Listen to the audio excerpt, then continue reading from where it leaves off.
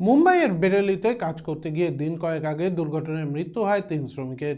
এই মৃত্যুর খবর ছড়িয়ে পড়তে বনগাঁ সীতানাথপুর এলাকায় শোকের ছায়া নেমে আসে। বৃহস্পতিবার তাদের মৃতদেহ বাড়িতে আনা হয়। শুক্রবার বিকেলে তাদের বাড়িতে গেলেন বনগাঁর সাংসদ তথা কেন্দ্রীয় মন্ত্রী শান্তনু ঠাকুর। তিনি এবার ফের বনগাঁ লোকসভা বিজেপির প্রার্থী। এদিন শান্তনুবাবু পরিবারগুলোর সঙ্গে কথা বলে পাশে থাকার আশ্বাস দেন। শান্তনুবাবু বলেন, আমাদের রাজ্যে কোনো কাজ নেই, কোনো কর্মের দেশ আমাদের রাজ্যে কোনো কাজ নেই, কোনো কর্মের দেশ নেই, সে কারণে গ্রামের ছেলেদের ভিন্ন রাজ্যে কাজে যেতে হয়।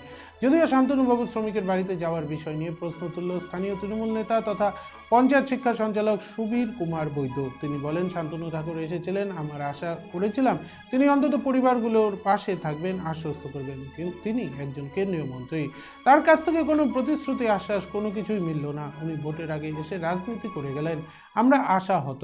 প্রসঙ্গত, বৃহস্পতিবার সকালে মৃত শ্রমিকের বাড়িতে এসেছিলেন বাগদার বিধায়ক বিশ্বজিৎ দাস। তিনি বর্তমানে বনগাঁ লোকসভার তৃণমূল প্রার্থী।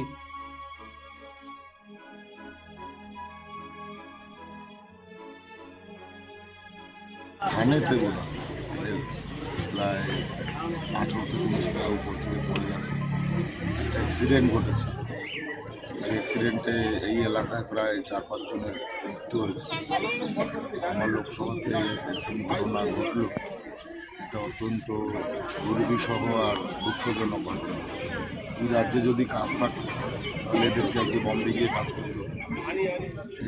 এই রাজ্যে শিল্প কারখানা থাকলে সেখানে তারা কাজ করে।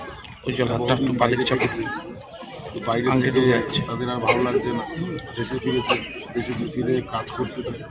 এই রাজ্যে কোনো কাজই নেই। এই রাজ্যে রাজনৈতিক পরিস্থিতি এবং সরকারের যা পরিস্থিতি, তাতে এর মানুষ প্রায় 50 লক্ষের কাছাকাছি মানুষ বাইরে কাজ করছে এবং তাদের বিভিন্ন সময় বিভিন্ন সমস্যা নিয়ে তাদের পরিবারের লোকেদের ফেস করতে হচ্ছে। আমরা অনেকবার এরকমভাবে অনেক বাড়ির পাশে প্রতিবেশী কাজ করতে গিয়ে মারা গেছে শ্রমিক। কে এসেছিলেন এবং কি বলবেন তার বিষয়ে? আজকে শুনলাম যে শান্তনু ঠাকুর আসবে, তারপরে উনি আসলেন। তা আমরা যে একটা এক্সপেকটেশন থাকে উপর লেভেলের বা প্রশাসনিক থেকে কেউ আসলে মানুষের বাড়িতে এসে সমবেদনা জানানোর সাথে সাথে স্বল্প কিছু প্রতিশ্রুতি অন্তত রাখা দরকার জানিয়েছেন, পাশে থাকার বার্তা দিয়েছেন এবং মমতা ব্যানার্জির যত প্রকল্প আছে প্রকল্পের মাধ্যমে তাদের পাশে দাঁড়াবে বলেছে। ভাইদের